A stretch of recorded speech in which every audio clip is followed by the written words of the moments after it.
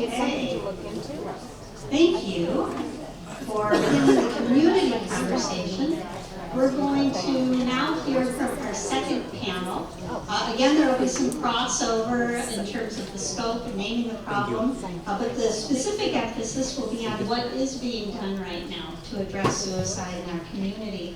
As it involves these individuals, we have Beth Egge from the DBSA National Office, excuse me,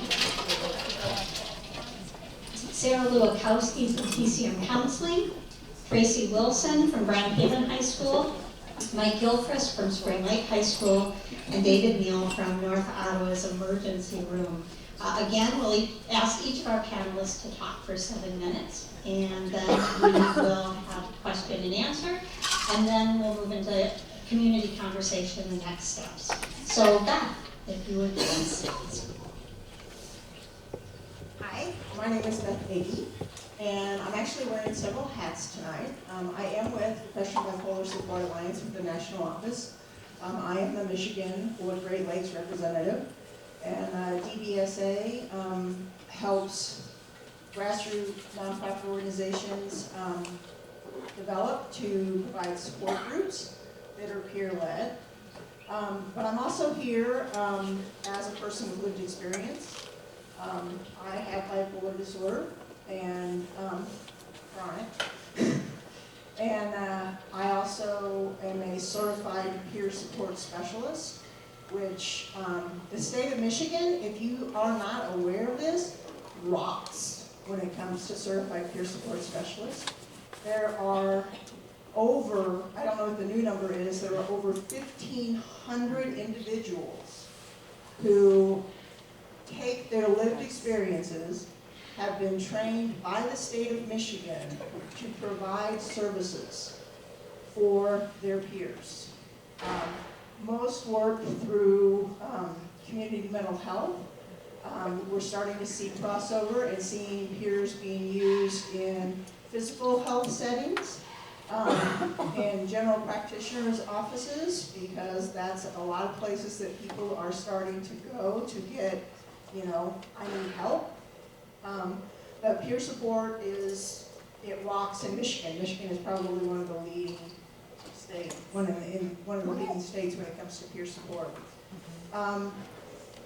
Also, Michigan is a leader when it comes to drop-in centers. Sean mentioned them before, but that is also another nonprofit organizations that have come together, created by peers.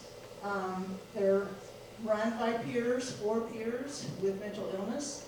The board of directors all have mental illness. The staff all have mental illness, and they work to provide support because recovery is possible, and it's very important. I was a director of the drop-in center down in Holland for 3 years, and I can tell you that suicide is a problem that peers. It's hard to talk about, even those of us that experience it, even those of us that has been in our mind. It pops up in our mind. It pops up, you dismiss it, but it still pops up. Where'd that come from? A peer does have an understanding of that.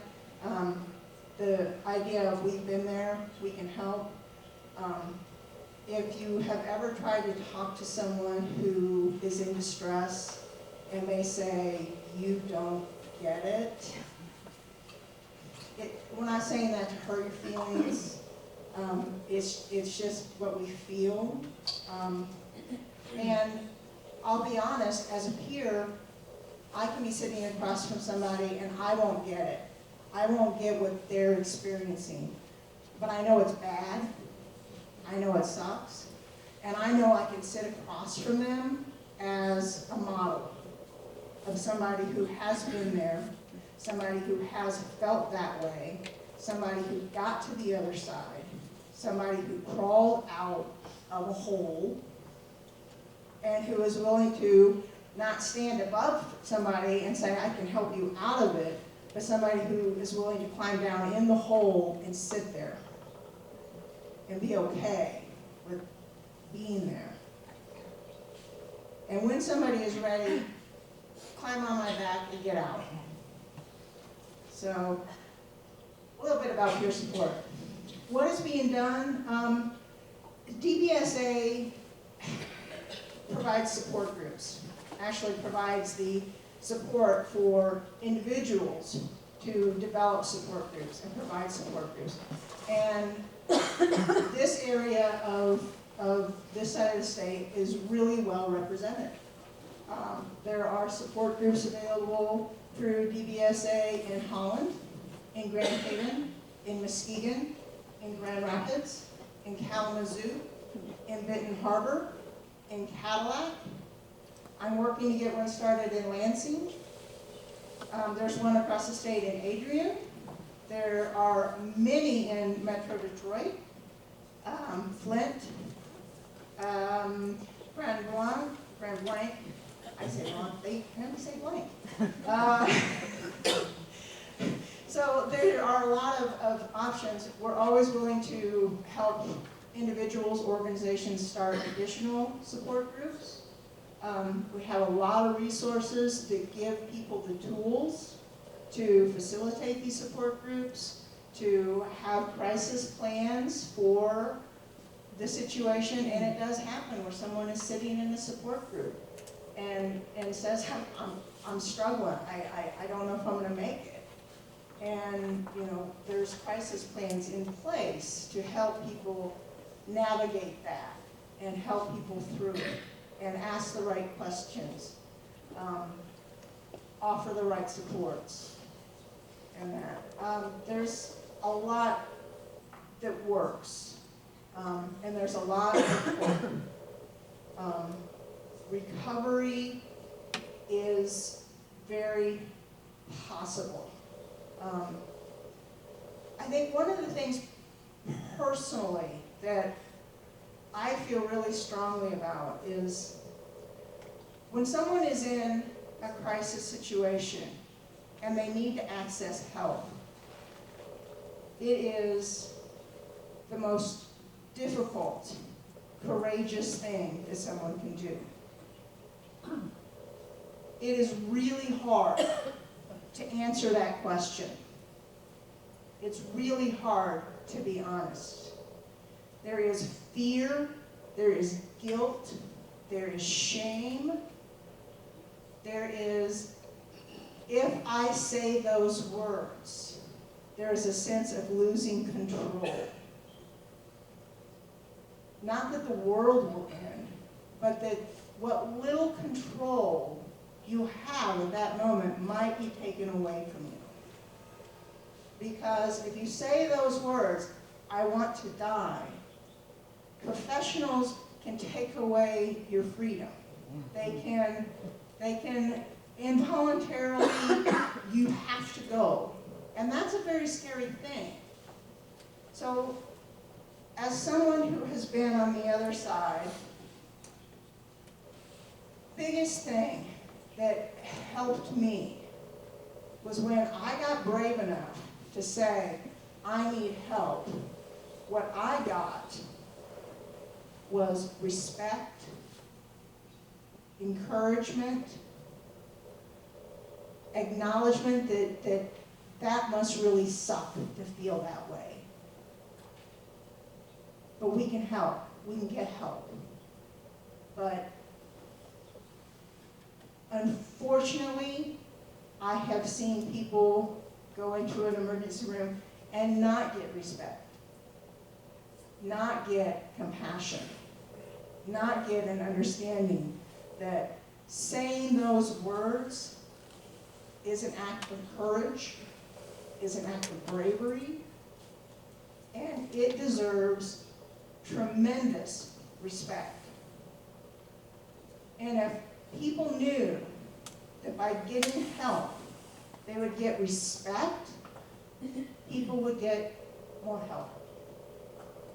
So I just want you to think about that. We talk about stigma all the time. How do you counteract stigma? You counteract it with respect. Thank you.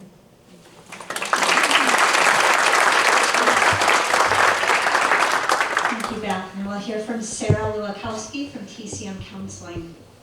So my notes were written to myself as if I were sitting, so I might be going like that. So you probably want to hold it. Okay, so I'm the executive director of TCM Counseling, and I've been here in the community for 40 years now. Now that it's 2017, I can say 40 years. The most important thing to know and remember about TCM is if you live or worship, go to school in the Tri-Cities, that's Grand Haven, Spring Lake, Ferrysburg, we will not turn you away for counseling. We have over 40 therapists right now, so not only will we not turn you away, but we're going to get you in really fast, and we're going to get you to the right person who's going to be able to help you with whatever you're coming into counseling for. And we are also expanding to Holland. So we have started a panel of therapists in Holland, and we're seeing people there as well, which we're so excited about. And Jeff Allhart's been a great advocate for us there. In fact, allowing me to use his brother's office when I am there for meetings, which is amazing to be able to do that. So thank you, Jeff. So we at TCM have been seeing hundreds and hundreds of people from our community, and probably about 4-ish, 5-ish years ago, started noticing that we were seeing so many people coming in with suicidal ideation, who had attempted suicide, who had a family member, close friend, who had died by suicide. And we just felt like there was an increase, and I reached out to Captain Bennett and probably bugged him a couple too many times, and just asked him for some sort of verification of how we were feeling. And he said, yes, the data showed for Ottawa County it has increased. So we wanted to be able to do something besides removing that barrier, okay, of everyone being able to come in for counseling. What else could we do to help with that? And one of the things, we chose 2 different things. And the first thing we did was we were seeing a lot of teenagers, especially, teenagers coming in crisis. And we thought, okay, we've removed that financial barrier. No one has to go without counseling in the Tri-Cities. So why aren't we seeing these kids more preventatively? And figured out it must be one of logistics of transportation. That some families just weren't able to get their students or children to a therapist office. So I thought, well, what if we could just send some of our therapists right to the school? How would that look? Would that work? And we had many meetings and started at Grand Haven at Central High School. And from there, that was about 5 school years ago. Started there, and right now, 5 school years ahead, we're in 14 schools. So this is being supported by this community, by the schools, by this just amazing community, by fundraisers we have, grants. And what we want to do is we're seeing students, kindergarten through 12th grade. So trying to do some preventative things for them when they're really little, groups, coping with their emotions, how do they friendships, trying to help with those preventative things that they can do then later in life. And then teenagers, the middle school, the teenagers, oh man, that's hard. It's such a hard age. Social media, I'm just going to say, doesn't help. So trying to help kids, though, navigate all of that and seeing them individually then. Also with the increase in the suicide, we wanted to do something else besides the counseling. What could we help to do? And along with staff from Grand Haven Area Public Schools, we were trained in QPR. And we felt that this was just a really slick, quick hour that you could spend with people and learn the warning signs that someone was perhaps feeling suicidal, some myths, facts that we would learn, like mentioning suicide doesn't put that idea in someone's head, which keeps us from asking, which keeps us from perhaps reaching out. And then also, I love that it equips people with, you have the confidence then to, if you're starting to notice things about someone that you work with, a family member, that you will now reach out and ask them a question. And maybe they're not suicidal, but maybe they're depressed. Maybe they need a friend. Maybe they need a therapist. But whatever that is, you've made that connection. You've showed them that you have noticed that things are different in their life, that they've been withdrawing from certain things, and that you care about them. So, love the QPR. I've also been working a lot with Jeff too with Be Nice. That has really exploded in a lot of different areas in Ottawa County and Muskegon. And the Notice, Invite, Challenge, Empower. That as well is getting that information out to people and helping to reduce that stigma that it's okay to ask for help, and it's okay to ask your neighbor if they need help.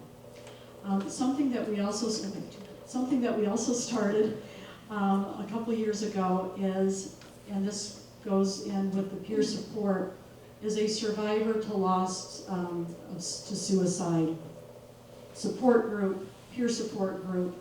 It was really started by two parents who lost their son to suicide. And one of our therapists goes, really, I think he could maybe, he's not here, could probably be there or not. It's really peer support. And sitting with a family member this year, he said to me that he had gone to it, and he said, that's what I needed. I needed to be with people who truly understand what I'm going through. And I've been a therapist for 20 years, and so my time is running out right now to talk to you because I have about 1 minute. But I want to tell you something that absolutely changed my life this year, and it was sitting with a young adult who had just lost someone to suicide, and I mean within 24 hours had lost someone to suicide, and told me about a note that they wrote. And they wrote a note about how they were worthless, and they were ashamed, and they didn't deserve to live.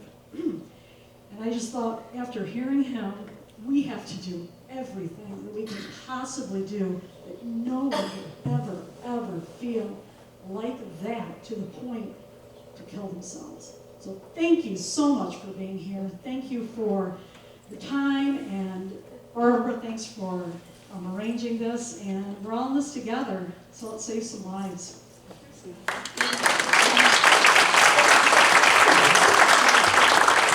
Thank you, Sarah. Tracy Wilson, Grand Haven High School, and if it's easier to use the lectern, you can do that. Okay. But I am going to use my notes. I want to first by saying thank you to our first panelists, Brett and Michael, for your expertise, knowledge, and information you shared. And to Captain Bennett for your department, and specifically to Randy Poole, who was the first responder at my house 21 years ago when I became a survivor and lost my dad. I appreciate the fact that today we can have this conversation, because for 20 of the 21 years it's been something that our family has had to hide behind with the stigma that goes along with death by suicide. I never harbored any anger or guilt or anything like that in regards to losing my dad. I hung on to why.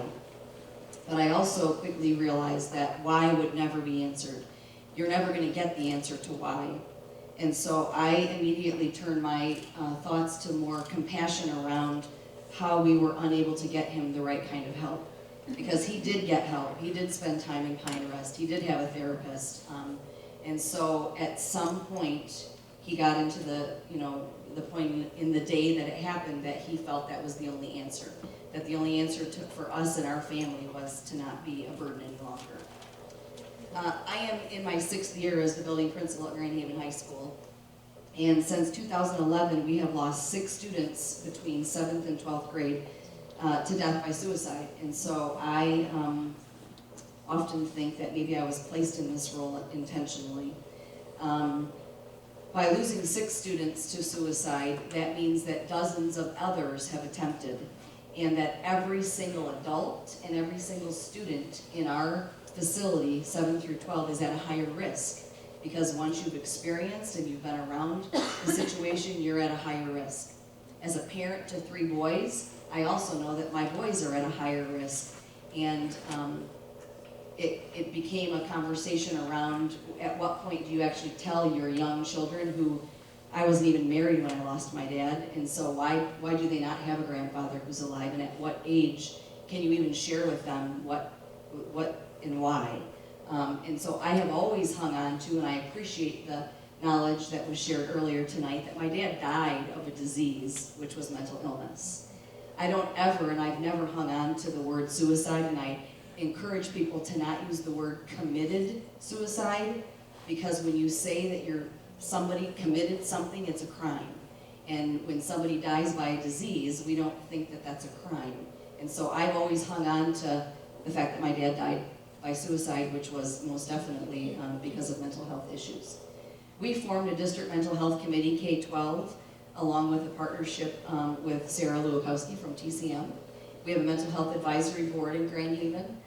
In the fall of 2015, we kicked off our initiative, and we have taken the slow and steady path in Grand Haven, because it's been very critical to us that we have a systematic pre-K through 12 focus that is also going to be something that's sustainable.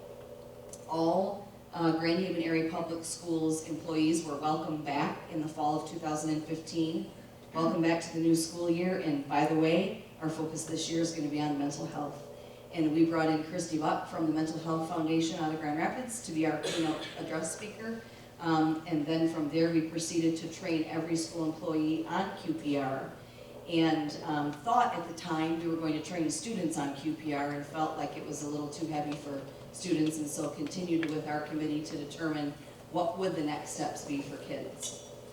We continue to train all new employees with QPR as well.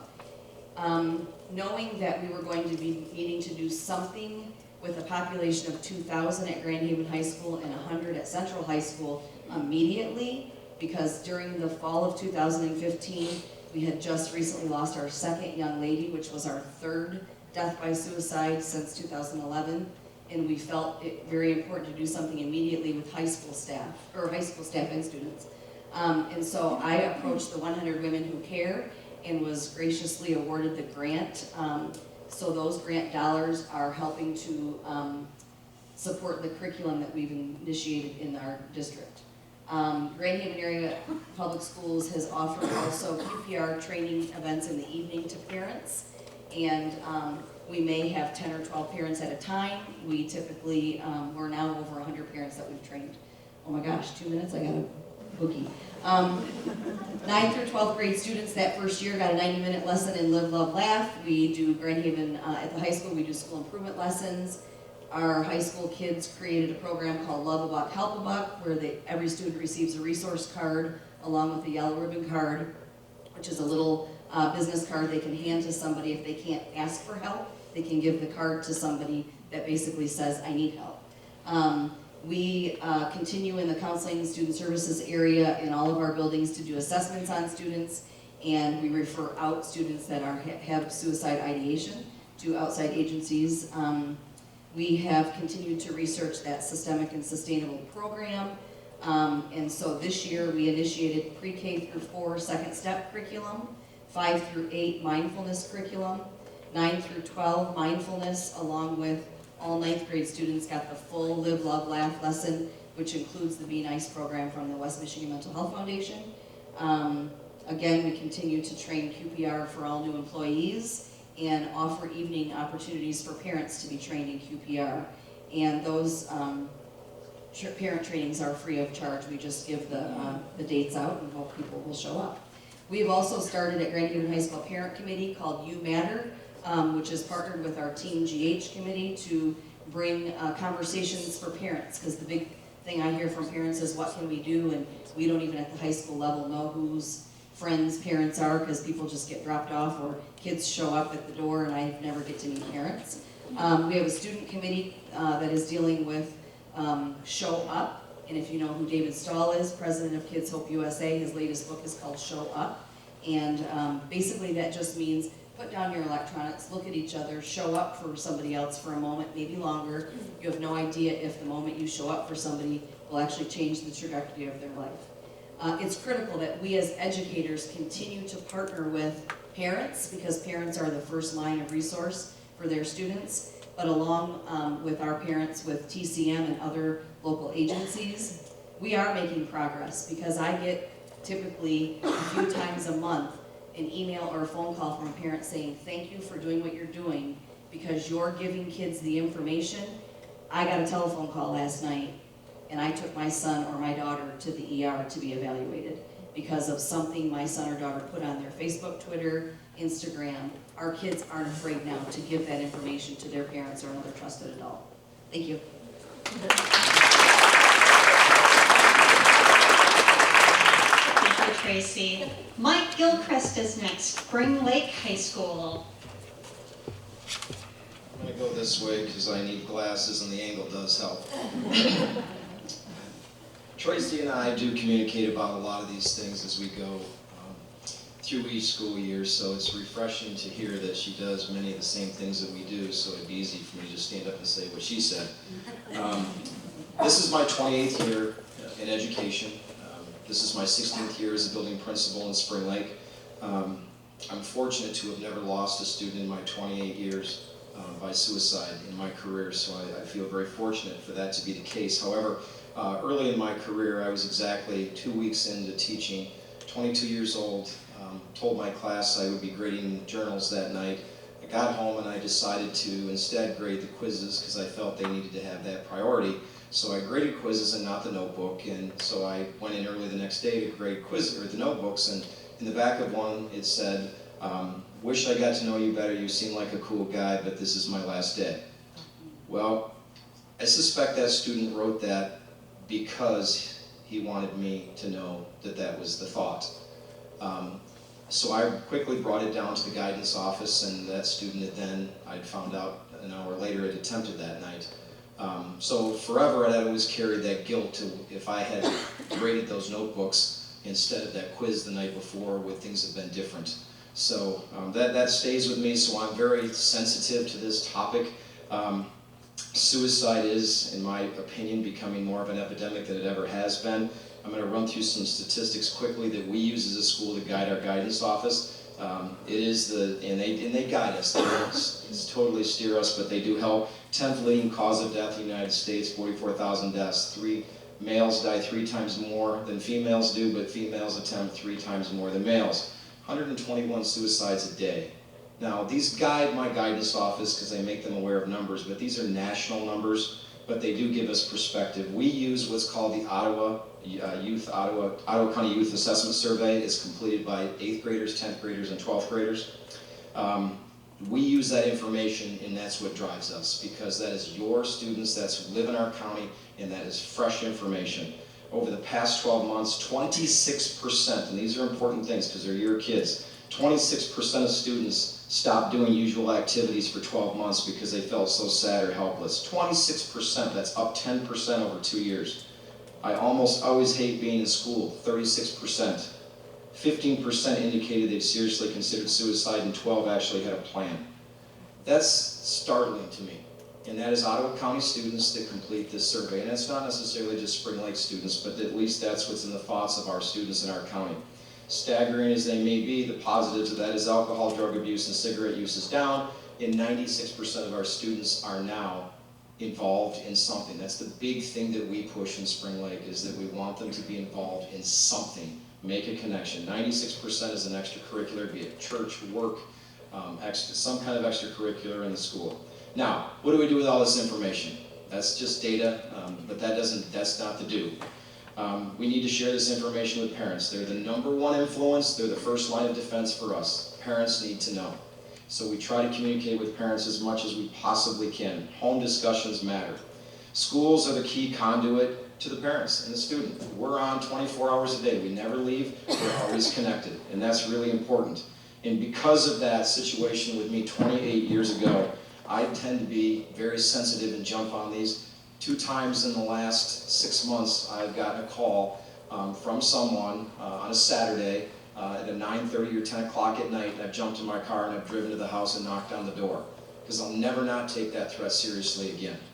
learned early, and I think that was important for me because we take every one of these things very, very seriously. Our guidance office does, as do I. So I think it's very valuable that we don't ever, as we've heard earlier, if they say it, they're thinking it, and you better believe it, and you better do something about it. So I do concur with that statement.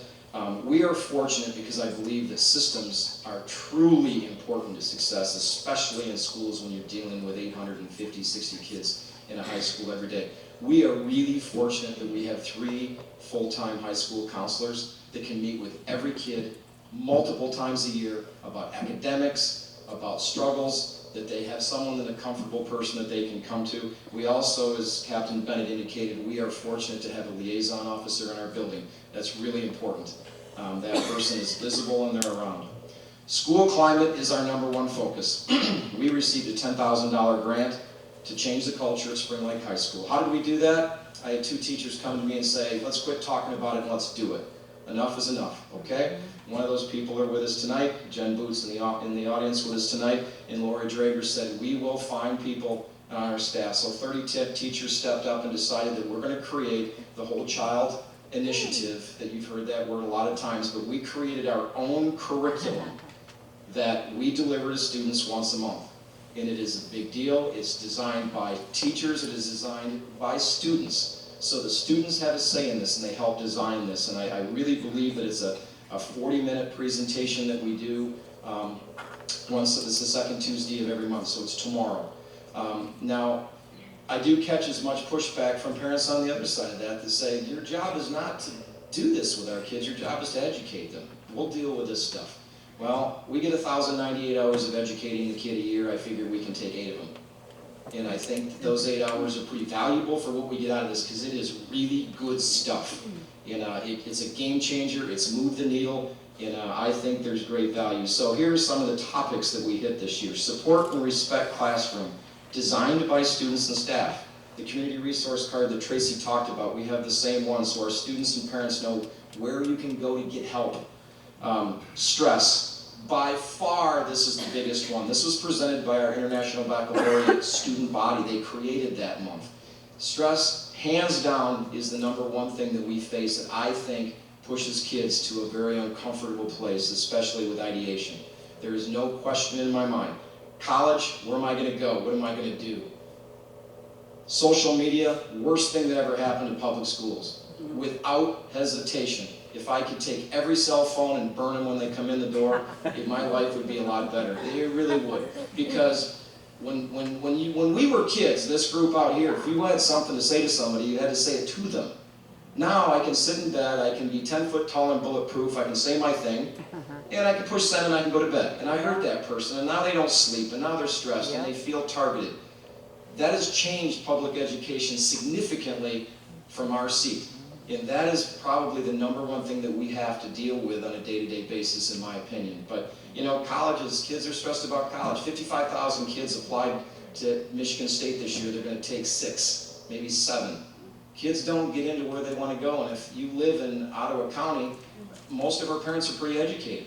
And if you don't have those opportunities, you feel as though you didn't accomplish.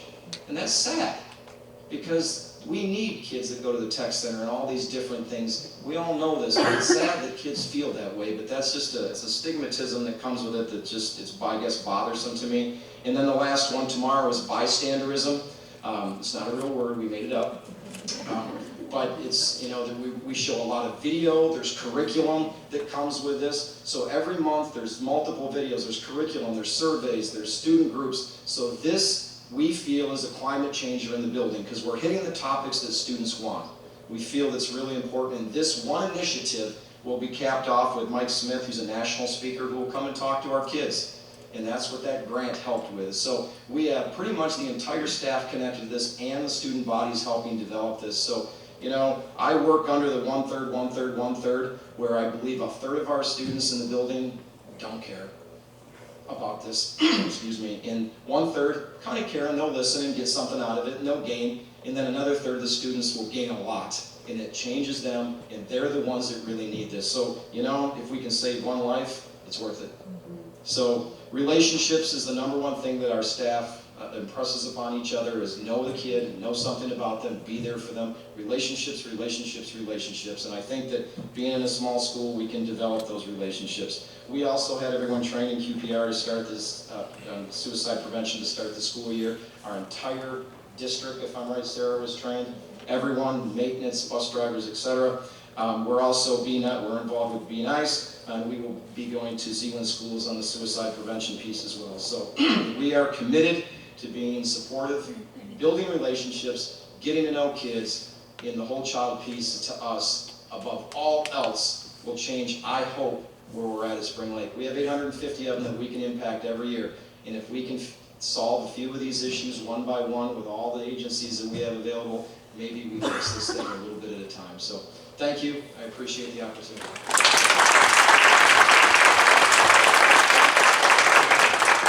Thank you, Mike. And finally, we'll hear from David Neal from North Ottawa's Emergency Room.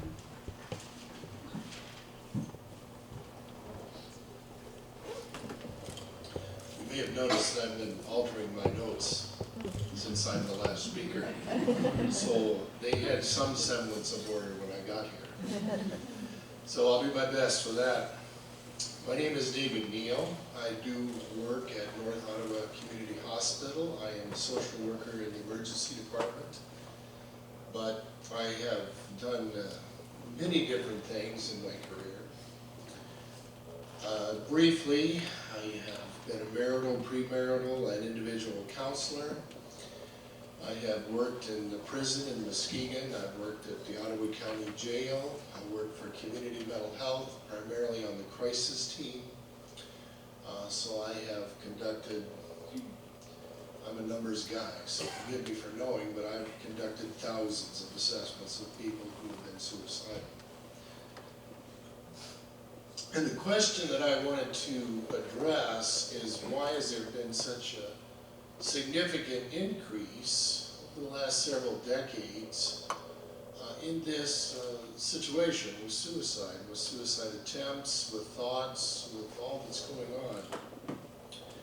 And I thought about a story that I read in the early 1990s. It was just a brief newspaper article that talked about a museum in Chicago that had set up a display to where they simply put an empty chair and they aimed a loaded shotgun at that chair, and they put a timer on the shotgun, and it was designed to go off at random any time in the next 200 years. At any second it could go off. Nobody knew when. And what surprised me about the article, thousands of people waited in line to sit in that chair for a few seconds. What that said to me was, what is it about us that we don't feel alive? That we have to have that kind of event or possibility that helps us or encourages us to feel alive. And it's then when I began to notice with that disconnection that I think what it is we have forgotten what it's like to be human.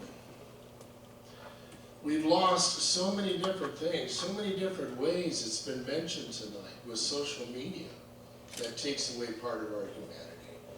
I just read the other day that only about 30% of people who ever graduate from high school ever purchase or read a book again.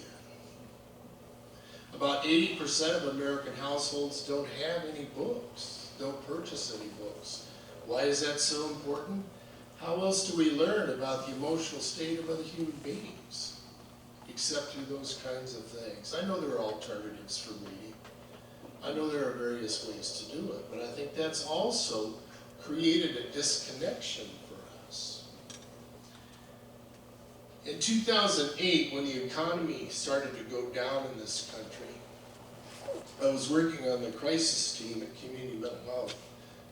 And it was only a few months into that downturn of our economy that our crisis interventions increased greatly, particularly with children. It seemed like it almost quadrupled overnight. I can't tell you how many times I heard, My dad lost his job, we're losing our home, we can't go out to eat like we used to, I don't have what I used to have. I don't have the things that made me feel human, that made me be the person that I used to be. And I'm not faulting that, I'm just saying that that was a significant event, and despite what our politicians tell us, I'm not so sure the economy's that much different today, so that's continuing. I think there are a lot of different factors that are involved there. But I took the opportunity to read what Aristotle had to say about the meaning of life. And one of the things that he pointed out, he said the overarching important thing of life, the meaning, the drive of life is happiness.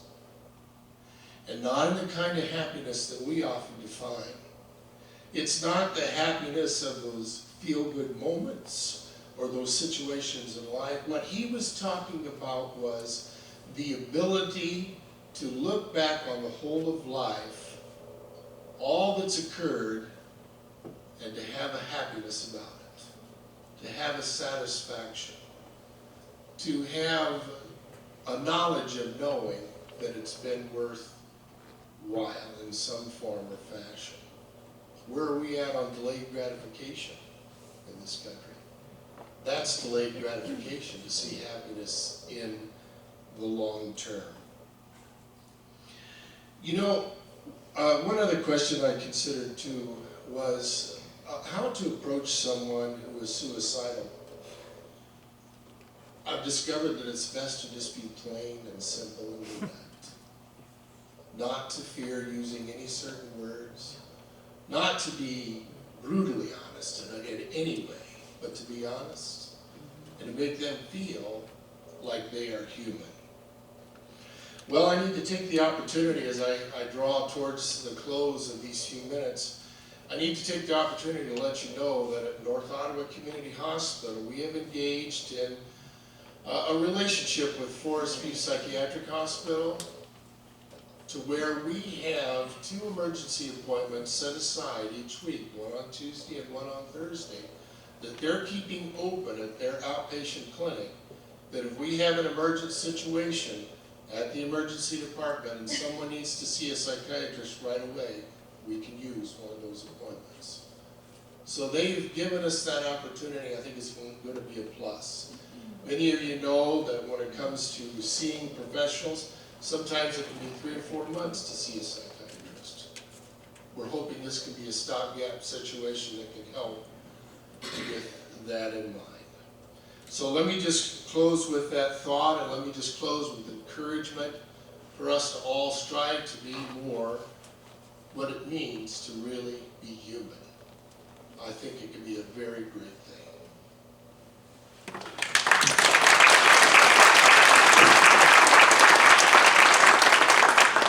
Thank you, David. So at this point, as we continue the conversation, we want to move into Q&A with these panelists. So if you have any questions or comments for our second set of panelists, please make your way to the microphone. Thanks, Mom. And that one you have to talk really close to. I was told to speak up. I have the burning need to occupy more airspace here tonight, so let's do it. I have one comment and one very important question. We host on Facebook a private confidential support group. It's not really a support group, it's just more like a discussion group for local peers. So that would be Muskegon, Grand Haven, all West Michigan. We have people from Holland and Grand Rapids, the whole Tri-Cities. The only reason I'm bringing this up is because this was posted about an hour ago. I'm not sure life is worth it some days. Even the people that are supposed to help me question my sanity, the people that love me, only get disappointed. All this makes me question my value to this planet. And I wanted to give that as an example of, wow, I don't even know if a person like that would say that to their therapist. They say it to us. And this is how we respond. You are precious. Your worth is incalculable. I cherish you. And one of the most important points about how we respond is that we don't probe, we don't question, we don't try to trace down what's going on. Those are all pressure points that we know are not helpful and escalate the situation.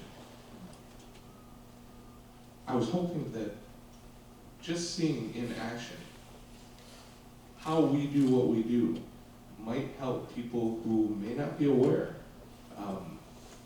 see exactly how helpful that can be, because it's kind of like, and even though it's over the internet, which is ridiculous, but it's kind of like getting a hug and a big ear to listen to.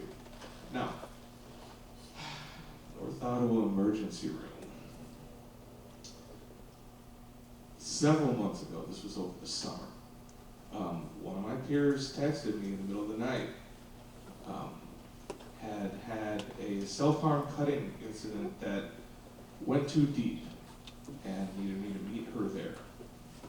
And I was kind of there for a little bit of the beginning, but not the whole time, and only heard her story afterwards. She was verbally stigmatized by staff. The nurse who was in the process of stitching up her arm was asking her questions like, "What are you doing? Why would you even do this to yourself? Why do I even bother fixing you up if you're just going to be back here next week?" These are the kinds of things that we face, and I know this is news to a lot of people, from medical professionals, mental health professionals, people who should be on our side, who should clearly understand what we're going through at the moment, and my God, not make it worse.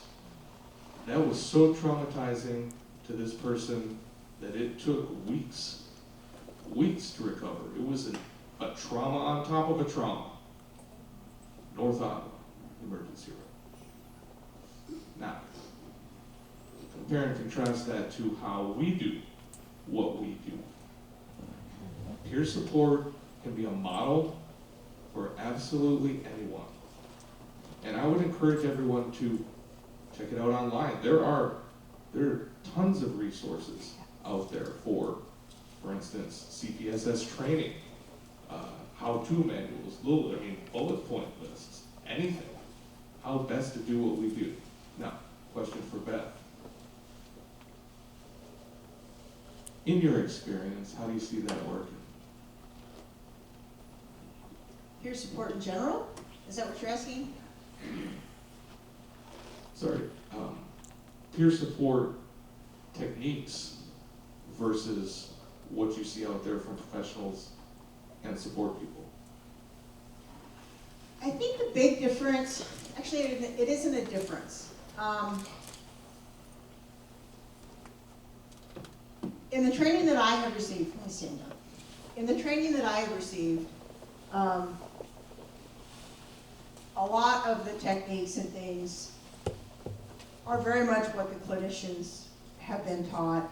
Obviously, a minuscule piece of it. The biggest thing is we share our stories. If you would have told me when I was at my lowest low that sharing that story would help someone else, I would have laughed in your face. How can something that was making me feel so worthless and so out of control and so unlovable, one, why would I ever want to share that with somebody? Why would I ever want to admit that out loud? But, why would I find myself in the future talking with someone and digging into my own thought process, digging into my own experiences and finding that one thing that will connect me to this person?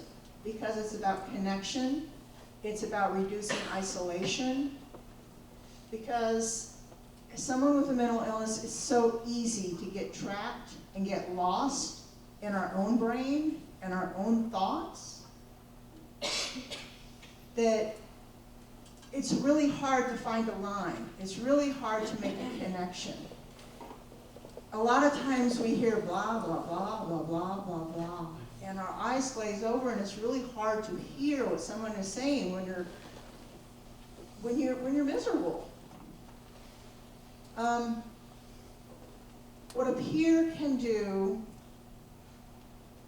is dig into their own story, dig into their own past, and find something that they can share with you that lets you see, that lets that person see that they're not alone, that somebody else has been there, and somebody else got through it, and somebody else is on the other side, and somebody else has a roadmap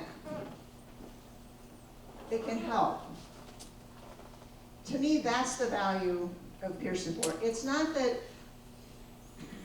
the biggest thing I was taught in peer support was how to share my story, how to connect with someone so that they don't feel alone. And that's the greatest gift that anybody can give. And you don't have to have a serious mental illness to figure out how to have that connection with someone. And sometimes the most powerful thing that you can do is simply validate. You have no idea how powerful it is for someone who is struggling to hear, you know, I may not get it, but I can imagine that that must be really awful. You're not rubbing it in. You're not making it worse. You're validating someone's experience that it's really awful. And there's power in that. That's like, oh my God, I've been heard. That's the power of peer support. Sharing stories, making that connection, breaking that isolation, providing hope. Thank you.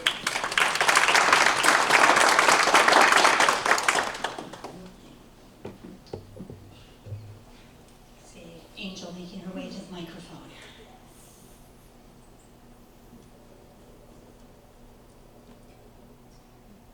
This is actually a comment.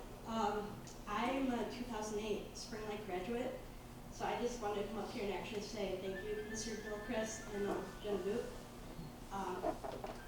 Being a graduate, it's almost been 10 years, I can say to this day that I feel comfortable and have strong relationships with all the teachers. You see them constantly around Tri-Cities. I'm friends with numerous amount of them on Facebook. Constantly they're commenting, you know, I just got a new job, and you could do it, we saw you in 9th grade doing this or that. Every day in class, we never just started. They always took the time to ask us how we were doing. If there was events, like 9/11 or something big happening, how is this affecting you? How are you feeling? They wanted to know about what was going on in our life. Jen Boot was very instrumental in a lot of the women, now that we're women, but girls at the time, our life. There was a class, I don't think it's there anymore, but Women's Health and Fitness was amazing. As middle school and getting into high school as girls, you not only have the stress of where you're going to college, classes, sports, but body image. That was a huge thing. I actually had a friend in 9th grade who thought about suicide. She was skinny, she was beautiful, but to her, she was too skinny. We're too fat, we're whatever it was, but that class empowered so many of us. We felt amazing, and there was girls that maybe weren't in my clique, but all of a sudden we were all on the same level in this class, and we could talk to each other. We could talk about boy problems, prom coming up, dances. I didn't get asked, what should I do? All right, join our group. It was amazing. It was our peer support. I'm also from the age of middle school. That was when MySpace came out, no longer, and Facebook. So it was something now I see my nieces get into earlier and seeing how they can't talk about things. Even my 9-year-old niece, I hear their friends constantly fighting because they don't know how to interact and talk about it. And that was something in that class we learned to do. If you had a problem with one of your peer students, how to talk about it. But I just want to say thank you again, because I see you guys all the time and you constantly remember us. And you know, I felt like I had parents at home, but I had, you know, 20-something parents at school. I've had most of these teachers as coaches when I was younger, as teachers, you know, all throughout middle school and high school. I've had them, 200-something days out of the year. They, to this day, know me better than most coworkers, professors who see hundreds of kids. I was lucky enough to go to Grand Valley with students who told me their horror stories of having challenging high schools, not knowing their teachers. When I tell them, hey, some of them meet up still to this day to have coffee and just see how we're doing, they're amazed. So for this community, with these principals being up here and really pushing this, that does help, because we've known you for a long time, and that's something we feel like we can go and talk to you about. So thank you.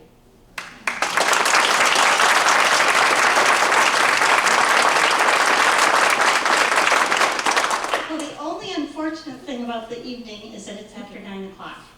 And I know that people's time is precious. So what I want to invite you to do, we're going to thank everybody, but what I want to invite you to do before you leave is, if you've had other thoughts about what we can do as individuals or as a community, or if there was something that you heard that really struck you, I want to just invite you to come up and write it on that flip chart. If there's questions you felt weren't answered, if there's suggestions you have for the task force, anything you'd like to pass on for us to process, just put it on the flip chart, or write it on a piece of paper and hand it to me.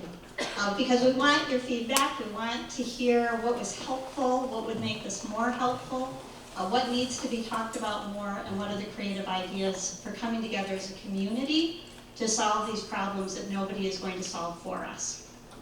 Wonderful things happening in the community. I'm so grateful for all of our panelists. So let's give them all a big round of applause.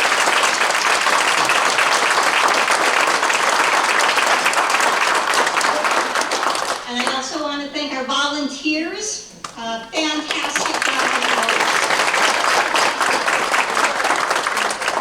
And this is all because we have the help of sponsors: Ottawa County, Grand Haven Public Schools, North Ottawa Community Healthcare System, the City of Grand Haven, and the League of Women Voters.